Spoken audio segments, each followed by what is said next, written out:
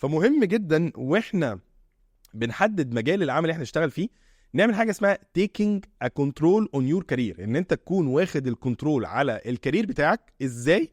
ان انت تكون مركز مع حاجتين. اول حاجه الفاليو سيستم بتاعك تركز معاه بشكل كبير جدا، فعشان كده لازم تكون محدده وعارف الشركه دي هتماتش الفاليو سيستم ده او لا. دي حاجه.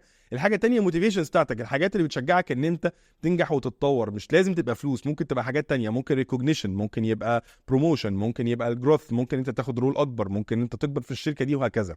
فالشركه لما تكون محققه لك الحاجتين دول هتلاقي نفسك بشكل كبير جدا ستيبل، هتلاقي نفسك بشكل كبير جدا عارف تركز في المجال بتاع الشغل ده. ولكن لو مش محققه لك الحاجتين دول، مهما كان الفلوس اللي انت بتاخدها، مهما كان الريكوجنيشن اللي انت حتى عايشه بتترقى كل شهر، حتى هتلاقي نفسك ساعتها برضو مش ساتيسفايد من الشغلانه بتاعتك. ليه؟ عشان في حاجه من الحاجتين دول مضروبه. فلما تلاقي ده في مجال العمل بتاعك دور عليها واعرفها وغيرها، احسن ما تلاقي نفسك في وقت من الاوقات فرستريتد ومش عايز تكمل في الشركه دي.